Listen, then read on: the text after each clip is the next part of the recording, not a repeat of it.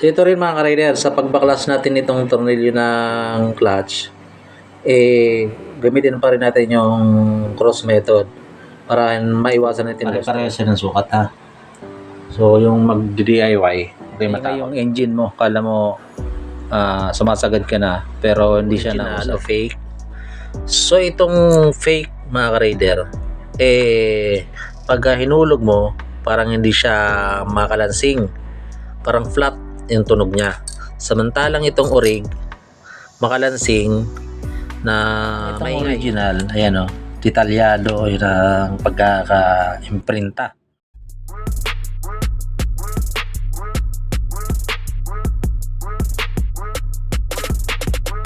So yun, good day mga ka-rider. Meron tayo ngayong dalawang clutch lining. Pang rider to mga ka-rider. So paano nyo malalaman mga ka-rider kung fake, replacement na pangit, at original na clutch lining? So umpisa na natin mga ka-rider sa pagkukumpara nitong original sa fake. Okay, sa box pa lang mga ka-rider, makikita nyo na. Ayan o. So sa fake o replacement, ayan dito sa number niya, serial number, ayan nakikita nyo naman, halos pumatong na. Lang itong original, ayan o, detalyado yun ang pagkaka-imprint. Okay, so ngayon naman mga ka-reader, tingnan natin yung actual na clutch lining. So ito yung fake. Ayan mga ka-reader, ayan o, nakikita nyo naman diba, ayan yung fake, ito yung orig. So yan mga ka-reader, kuha tayo ng isa. Short video lang to mga ka-reader, para sa kaalaman nyo rin. So yan, ayan pagkakaiba mga ka-reader. So itong fake o replacement, medyo maitim. So yun mga ka-reader. Tapos ayun o, parang fully coated siya nung pinaka niya. Tapos may tinga-tinga, ayan o. Samantalang itong orig, ayan o, nakikita nyo naman diba, ayan. So may nabili kasi ako sa sa sprocket saka itong lining. So ito yung nabipabigay sa akin. Itong dalawang to mga ka-rider, pang rider na lining. So yan, tapos pag inamoy nyo tong replacement o peke, parang amoy goma. Tapos pag ginanya nyo siya, parang malambot. Ayan, parang nakakudkud, ayan no, kaya mong kudkurin. Samantalang itong orig, ayan o, parang siya, matigas, parang sa ilalim ng tiles matigas. So yun, kung susukatin nyo ng mga ka-reader, ayan o, sukat na sukat naman siya, ayan o, sukat na sukat naman yan, pasok na pasok din. Tapos ang pinaka isa pang mga ka-reader, para malaman yung original o fake. So itong fake mga ka-reader, pag hinulog mo, parang hindi siya makalansing, parang flat yung tunog niya. Samantalang itong orig, makalansing na maingay. So umpisa natin ha. Ayan, ito yung replacement o fake. Diba? Parang sungaw.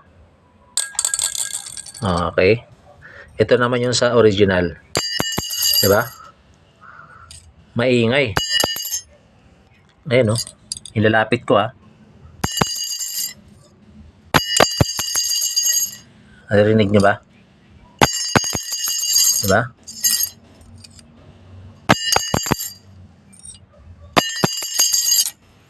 Samantalang itong fake, ayan diba? Parang patay yung tunog.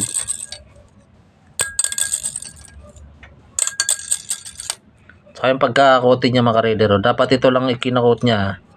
Dapat ito lang kinakot niya. Ayan yung nakaumbok. Pati yung doon, may coat na rin. Tapos ito, ayun, dapat ganyan lang siya. Sa tunog, ayan o.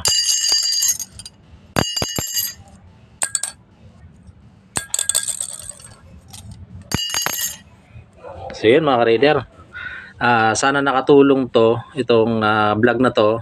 Short vlog lang to mga ka-raider para sa mga kapwa natin na ka-raider o sa mga bibili ng clutch lining na kahit hindi raider, makatulong to. Okay. So yun ang pagkakaiba ng original mga ka-raider sa fake o replacement. So pag sa box, makikita nyo naman yun, no? 21441-25G10. Ayan. Samantalang ito, ayun, sa packaging pa lang alam nyo na.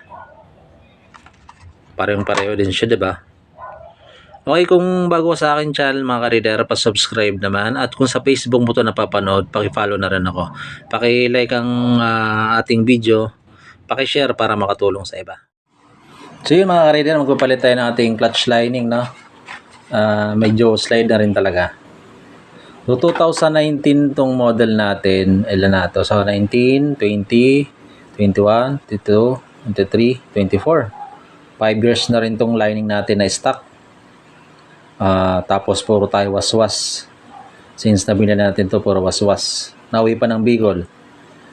Nagpalit na ako ng clutch spring. Ganun pa rin. Medyo nabawasan ng konti yung slide pero may slide pa rin ng konti. So magpapalit tayo ng clutch lining ito. SGP Motor Central 1425. Tapos nag-add na lang tayo ng konting panggas sa bumili. Tropa naman natin. Napansin ko rin kasi mga ka-raider, parang hindi katulad ng mga dating bago-bago pa to. Yung takbo niya iba talaga eh. Napansin ko ngayon kada add ako ng gear hindi siya umuusad eh. Parang maingay siya pero hindi siya umuusad. Maingay yung engine mo, kala mo sumasagad ka na pero hindi siya nausad. Slide. So ito mga ka-raider, another tips, no, para hindi ma-lost thread yung inyong mga tornilyo o mga lost thread yung thread. Pagbukas mga ka-raider, buksan mo rito ng bahagya, buksan mo doon ng bahagya, pa-cross, buksan bahagya, buksan bahagya, bahagya, hanggang sa luwag na lahat. So yun, saka mo siya tanggalin ng lubusan. Huwag yung magbubukas ka pag gano'n, malulost thread yan mga ka-raider. So pa-cross, bukas ka rito, bukas doon, bukas dyan, bukas dito. Saka buksan nyo na lahat. Yung tornilyo nito mga ka-raider, no? Pare-pareho siya ng sukat ha. So yung mag-DIY, huwag kayo matakot. So pagbalik mga ka-raider, ganun din. Lagay mo rito, huwag mo siya isagad, lagay mo doon, huwag mo isagad, dito. Hanggang sa mapuno mo siya, higpit ng konti dito, higpit doon, higpit doon, higpit doon. Tapos higpitan mo na. Huwag yung higpit ka rito, higpit ka doon. So maganda mga ka-raider, pa-cross mo na para iwas lost thread tayo. Tapos mga ka-raider, huwag mo masyadong pakahigpitan ng maigi. Sa una, pwedeng ma-lost thread to, pwedeng maputol to.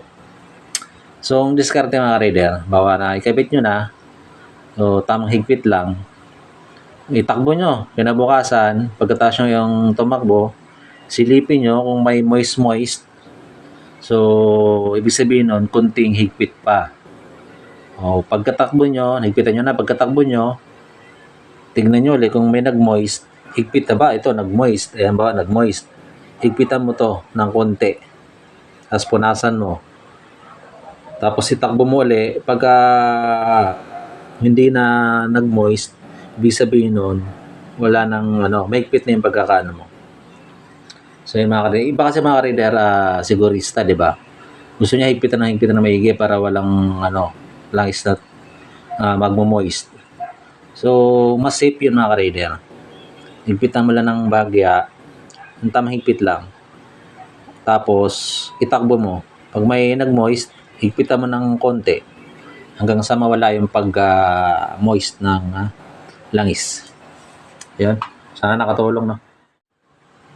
Yung tornilyo mga ka-raider ng oil filter cover, ayan o. Oil filter cover, baka hindi nyo tanggalin, may hirapan kayong baklasin yung crankcase. Dito sa may clutch side. Ito mga ka-rider, yung itong tornilyo mahaba, connected pa rin dyan. Ayun. So, baka pupukay ng pukpok, hindi nyo matanggal yung crankcase. Connected dyan mga ka-rider. Kailangan tanggalin nyo rin. So, yun mga ka-rider, ayun na. So, ito rin mga ka-rider, sa pagbaklas natin itong tornilyo ng clutch, gamitin pa rin natin yung cross method para maiwasan natin lost thread. Luwagan nyo ng bahagya, luwagan ng bahagya, luwagan ng bahagya, luwagan ng bahagya. Hindi yung luwag ng pagganon. Pa-cross pa rin. Kahit na 5 yan. Sa rito, luwagan ng konti, luwagan ng konti, luwagan ng konti, luwagan ng konti. Huwag yung sobrang luwag dito. Tapos dito, napaka-higpit pa rin. So, yun mga ka-rider.